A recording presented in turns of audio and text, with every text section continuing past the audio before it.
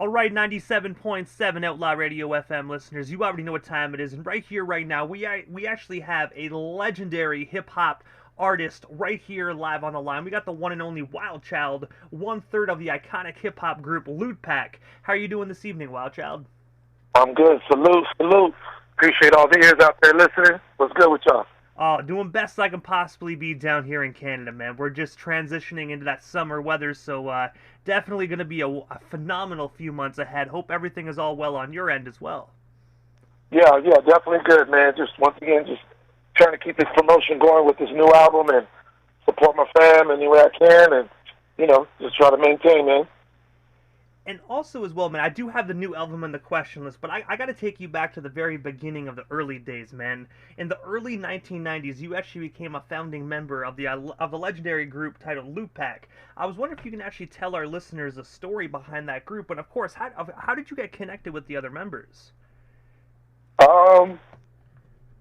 Like that group we started together, me, DJ Rome's, Madlib, and there actually was a fourth member, temporary at the time, who goes by Can Kick, and we were actually more of a crew, and it was like a lot of us growing up in the Oxnard, California area, which is about an hour or so north of LA, and Madlib's parents were trying to like guide us, stay out of trouble like any father or uncle, father figure would. And we all just had drive of doing music. So we were just basically together. When he saw our passion, as far as us, rhyming and Otis Madlib's room, you got like 20 guys up in his room every day trying to do music. And he was really supportive because he was a musician himself. And it led to him getting us our first studio for our crew. And because it opened up the door for Madlib to be like, all right, he was almost like that RZA figure, like Wu-Tang, and guided everybody to just bring your A game. And, we had no schedule. Nobody recorded whenever it was. A lot of us was working at the time. Some of us had kids or whatnot. And we would just go in the studio and just knock out joints. Cool thing about it was Madlib would never tell us who just came, who just left. It was one of us. So we were just rocking in the studio one after another. And then when we would get together to go out and just have fun, whether it would be a drive to L.A. or up towards the coast, Santa Barbara, he would just show us, here's what I put together.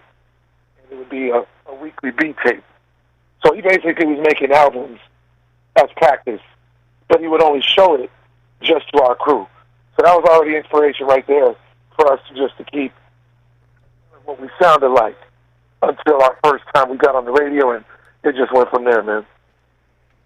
And also as well, in '93, Lootpack actually made your guys' first appearance on the Alcoholics debut album 21 and Over. I was wondering, how did you guys originally get connected with Alcoholics, and of course, what was it like just being in the studio working with the licks? It was cool. I used to work at a local record store in Oxnard, and I do remember between Cash and J-Ro having family out there. I think they would visit the Oxnard area off and on. And when I was in the store, I really wasn't a vocal guy. They gave me the name Crackerjack, which turned into WildChild, because I was really quiet until it's time to perform. So they were like, why are you like this on stage, but in regular day-to-day, you're always quiet? So that's where the name came from. But when I would work at this record store, we were supposed to play satellite music, as well satellite music, was a big thing, and whatever playlist was going, you couldn't alter it. But for some reason, it was boring. I'm working a 9 to 5 with a passion for music, but I'm listening to like stuff I didn't want to. So I would sneak back, tape that Madlib created, instrumentals here and there, and I would play that out loud while everybody else was coming in the store looking for whatever was the top hit on the radio. So I never said who it was. I never said it was me or none of that. Here comes this group formed. At the time, I didn't know that it was the Alcoholics. and I believe they were coming in there to look for their first feature, which was off the Friday soundtrack, Got It Bad, Y'all, that King T featured them on. So this would be their first time appearing on. So they came in looking, and like I said, I'm taking everybody back, but this is when cats would come in the store to buy cassette singles, not CDs. It was actually a cassette single. And as I told them, you know, this is where it is, and, you know, they picked it up. I remember Tash stopped and he's like, what is this playing on the, like I said, me not really being vocal, you know, at that time, I was like, oh, it's just a little something, something. Are you feeling it?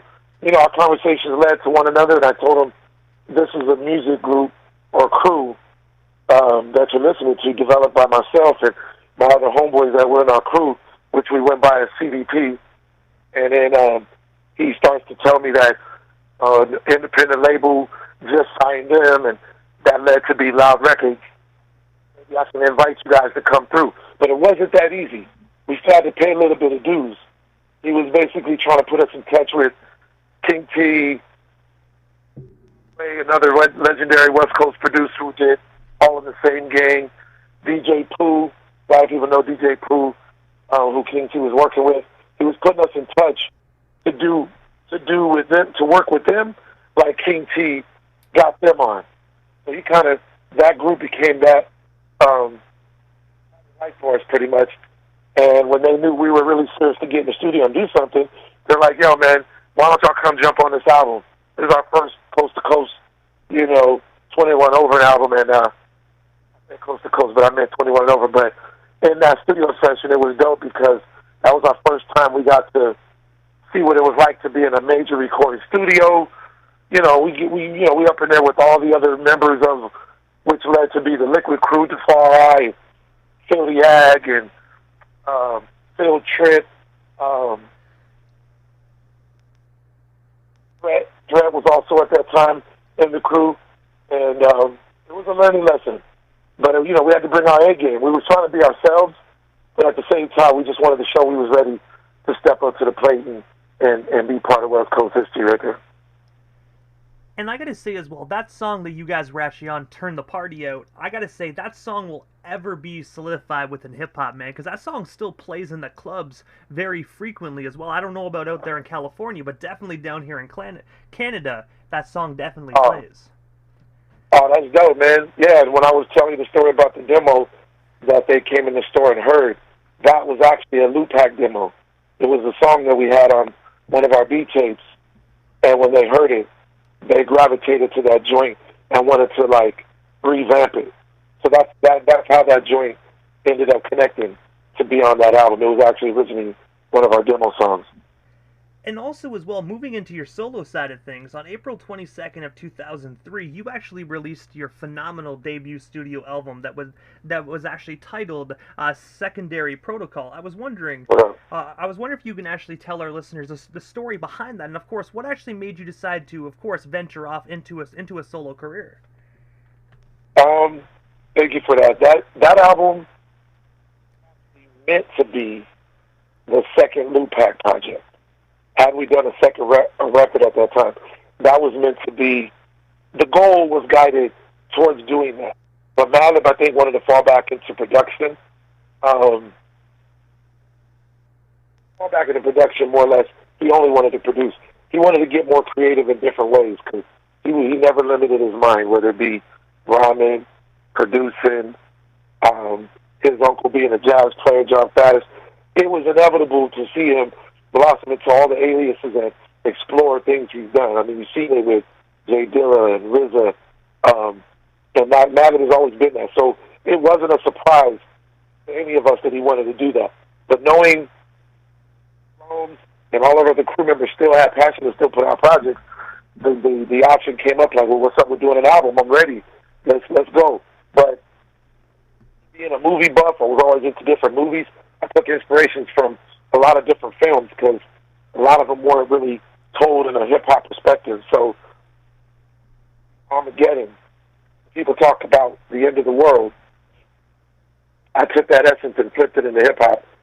and as well as the Lootpack fans that we had at the time, who people thought, well, just because the group's not performing or appearing as a group anymore, they thought, the breakup like is equivalent to we got beefs, and it was like weird because we weren't doing a lot of interviews at the time. We're like, no, we're always going to be fans. You're always going to hear about Lootpack. You just may not hear it as the name Lootpack. It might be WildChild with Madlib or what. There's so many different examples I can give, but that's what stemmed upon me titling the album Secondary Protocol. Not really as a backup, but it was always like, okay, we're ready to improvise because we were brought up in this quote-unquote soldier of hip-hop and independent, standing on your own. All those kind of like key, words that kind of like started from Mr. Jackson helping us develop our craft. If this crew is not ready, who's next up to bat? If this doesn't go as planned, what's the next step? And that I just happen to be ready for that moment to come when Stone Throw gave the green light. And I gotta say as well, Madlib did some phenomenal production work on that project. Well, if I'm not mistaken, he did majority of the production actually on that album. You know what? Actually, it was half. Madlib did half, and his brother Ono did half. And the reason I did that was Madlib had the more prestigious name. Ono being a producer at that time and being the younger brother, we as a crew never looked at it like that because Ono's style is just as raw and just as grimy, but it's just different. We never compared them like who's better, who has this. I always looked at them as equals, but not equals. They were both like dope, just as respected. They just had their own different lanes. So that album just gave me the first chance to see what's possible. Can I get some production from Madlib on this side of the realm and something from Ono?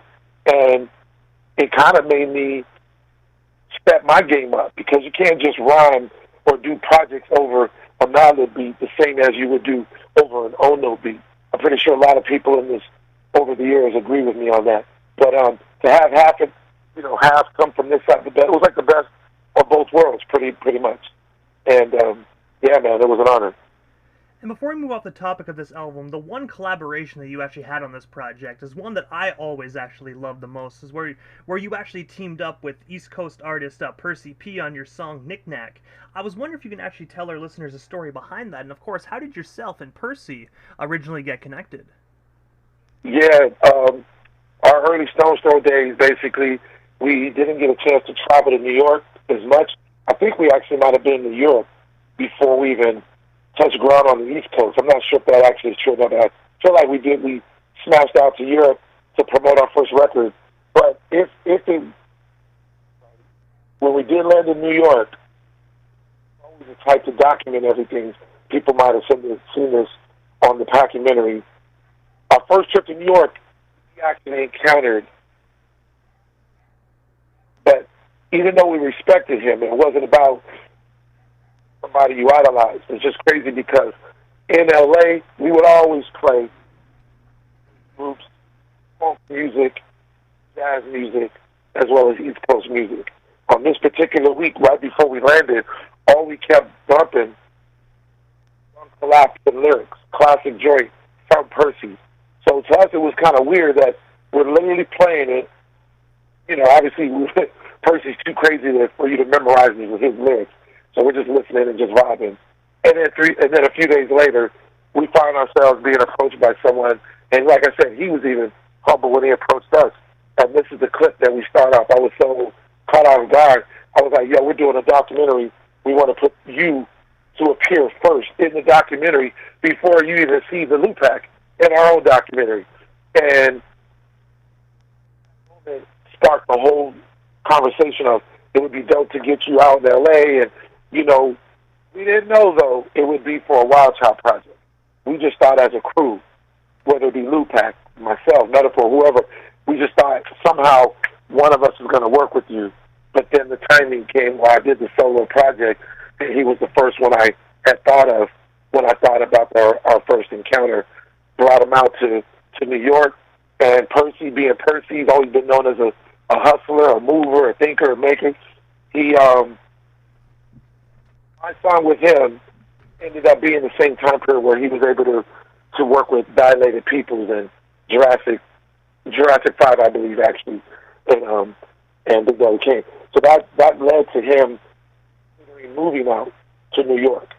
And because of that move, we always talk about this, it led to me doing multiple projects with him, traveling to Europe with him, you know, being around him and his, you know, I was with him when his first son was born, you know, so our friendship grew outside of music because of that moment, you know, and Big Daddy Kane, we talk about that all the time.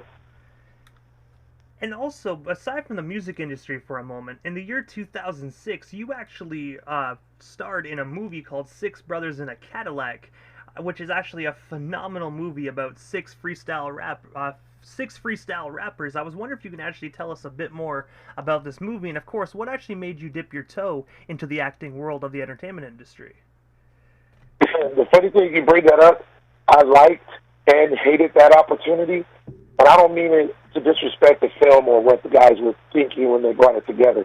I was young, like I said, being a movie buff. This is an era where every person who has a craft or find that to do something different, whether it be a basketball player trying to rap, a rapper trying to act, people trying to produce, direct. When that film came up, when I realized there was other like myself, main reason that made me want to do it, because I knew me stepping out of being on the mic and being on camera, I'm doing it with other six people.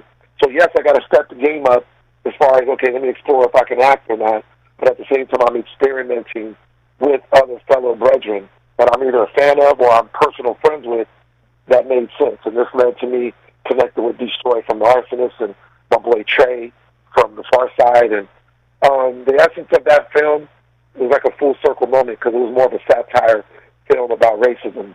And a lot of people didn't talk about the stigma of when someone would say brother or the N-word, which was the original Title VI.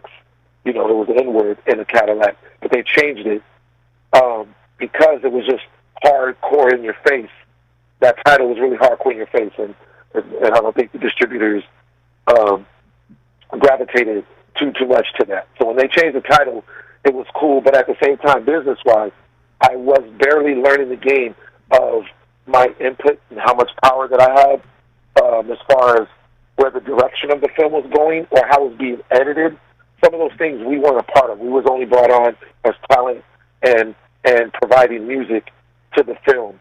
I'm still thankful to have that moment because, like I said, the concept of what they were gravitating to was a bigger conversation. If people really gravitated to the message of the film, that was more important to me, more than how well we did acting-wise in that film. And that it's just odd because 2022, you still find yourself having that conversations about how other people outside of your race use that word lightly, and if they can understand and open up them uncomfortable conversations. And that's what that film was like a die-hard direct moment into, you know, people having that conversations who slip into it without knowing the history behind the word. So it was dope at the same time. And also, jumping ahead in the timeline a little bit, all the way to March 25th of 2022, where you actually dropped your brand new 15-track album. I was wondering if you can actually tell us a bit more about this brand new release of yours. And of course, where can we actually buy or stream ourselves a copy of this record today? Yes. Omowale, therapeutic for me, I ain't gonna lie. Everybody knows what everyone has gone through since 2020 and on. There's a lot of things that was going on in the media, politics, day-to-day life, especially being a black man in America and in the world, how we're treated. But myself, in addition to having kids, I mean, even though my kids are older now, I still refer to them as my kids. You know, when my daughter Kiana's 27 and my son Miles is 17. There's certain things and topics that it was really hard to not speak upon. And as an artist, whether you rap, you sing, you spoken word, whatever the case may be, you act, you definitely want to reflect how you're feeling in an artistic way to speak your voice. And I was having moments of ups and downs, seeing what's on TV, thrown in your face, because when I grew up, there was no social media. We only had the news. And even if you did see the news, we weren't really, quote, unquote, watching the news all the time as a kid. Now, with the news being right in your face all day long, 24/7, social media, everybody's on the phone, it was hard to avoid those things. So when I started working on it, and like I said, I'm going back to me being a movie buff, one of my top 5 films is The Book of Eli with Denzel Washington. So I took that aspect of what he was going through from the past, present, and the future. He was using the Bible to get him through God speaking to him to deliver that message and get to where he needs to go on his journey. In my aspect, I was using music to navigate through the mindset of what a black man goes through in America, navigating. And I didn't want it to be fully on the negative side. There's aspects of the negative side of things, how we're coping with some of those things, who's in your support corner, as well as the future and the beautiful things as far as being a black man in America. So those are the things that I try to encapsulate in Omawale, which when I started to do my research on the title of the film, means the child who's returned home. So when Denzel gets to where he's going in the film to the West Coast, that was me getting back into the studio as the rapper WildChild coming back to release some music. So that's how the Omawale title came about. But as far as streaming, the album is everywhere. That beats the distributor behind the album, but pretty much all the streaming platforms are all distributing and supporting the record. YouTube, you can also find, that's where most of my video content is there, where I depict a lot of the messages in the song, as well as the newest release, Fatherhood. I just released yesterday, actually, the newest video. I did probably more videos for this album than I ever done for Lootpack in one project. So I'm thankful and glad I was able to get it out there. And I gotta say as well, I'm giving our listeners a taste of this album. If they haven't already had the opportunity to buy it or stream it, immediately after this interview, I actually have the song "Goat" featuring Miles Brown actually currently in rotation and ready to be played. Thank you, appreciate that, man. Yeah, the film, for the listeners who know that film, The Book of Eli. Denzel, post-apocalyptic world, trying to move forward, but yet he's using a tool. I think it was an iPod, a classic Apple iPod. So he's never lost sight of him, and that he kept to himself. He didn't show it. He kept to himself, and that was his music. I almost wanted to know what music was he listening to during that journey. That was a question I always thought about in that movie. But the point is, when that song "Goat" came up, knowing that I have kids, I was in the mindset of my son who's into arts, acting and dance and even rap. Where is our journey meeting my mind state going through this? The obvious thing that we always have in common is either dance or sports. Who he idolizes and considers the GOAT, greatest of all time, versus who I feel is the greatest of all time. And we have numerous conversations since he was, I would probably say 5 or 6, till today. Has never changed, and he stands his ground, and he's never faltered from who he feels is the GOAT, and neither have I. And so it was inevitable when I had to get him on the album to talk about what we hold dear to our heart, who we feel is the GOAT, and that's how the GOAT song came up. But I have to ask, what is next for yourself, WildChild? Is there anything we happen to miss during tonight's broadcast? Anything else you still want to talk about or promote? Well, we still got you here live on the Canadian FM dial this evening. More music is always on the road. I don't like to have a pattern of like most labels want you to have an album delivered in 6 months, 1 year. The other aspect is a lot of artists want to drop new projects every month. That was how I used to feel. But now when I do projects, I want to do something with more meaning. I don't want to fall into that trap of the 24-hour, okay, new album out, and then the next month you're on to the next, and that album is not really something that sticks with you. I want to put out something that's more meaningful, and I hope that stands the test of time. But I'm always in the lab recording, whether it's me with Madlib, me with Ono, me with Georgia Ann. Yes, there are projects in the works. I can't really give the 100% green light to give you the title for it, but we working on something. I just got asked to do something with Talib Kweli for the new Liberation. You're actually hearing it first. But there's some new stuff coming out. I don't think I'm the one in position to say where I'm going to appear on. I'd rather leave it to who asked me to appear on it, for them to release that project. But there's things that I really wanted to get into. I told you about playing the jack of all trades.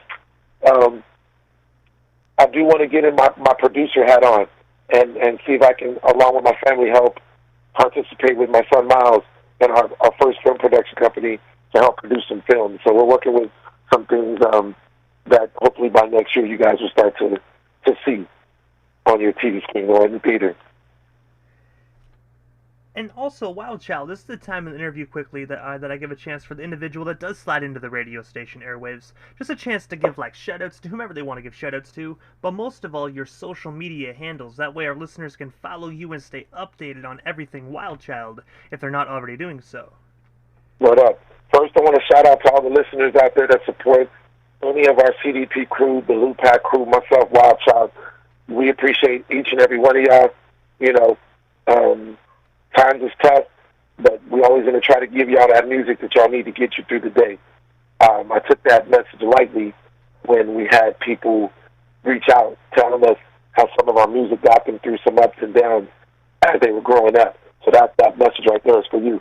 But also shout out to everybody that helped me bring this new album from, Georgia, all the producers on the record, all the features that, helped me out, Posthumous, Big Daddy Kane, Guilty Simpson, my boy the Holy Ghost, Angelo Arce, and Miles, of course, represent 805. Dynasty, Medusa, I can go on, Razzcazz, my people's Giacello and her daughter, amazing daughter Maya, Murs, Sadat X, and Tumex. There's more music coming.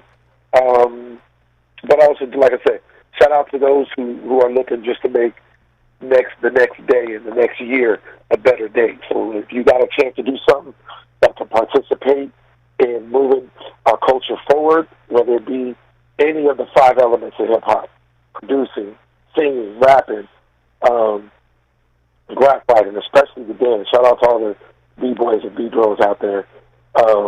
But more importantly, shout out to my family, man.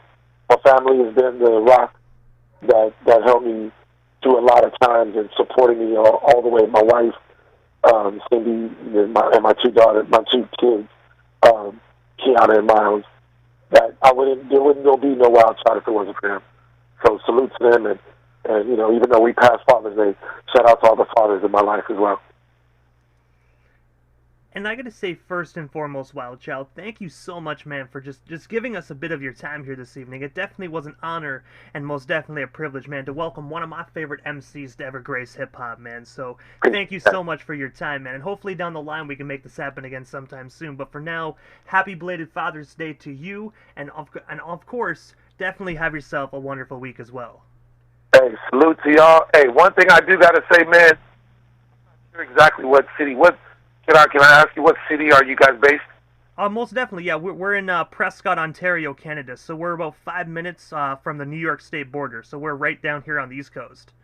Okay. I will say Canada's always treated us with nothing but love. Fans have been nothing but love. But I really want to put that petition for y'all to make the customs a little bit more enlightening so we can just walk through with a more easy approach, because y'all make it worth it. Y'all like, if you coming into Canada, we're going to put you through the test. And I'm glad, I've been able to make it through, but some of my compadres have had some issues, and I think that would be something that would be a blessing to know.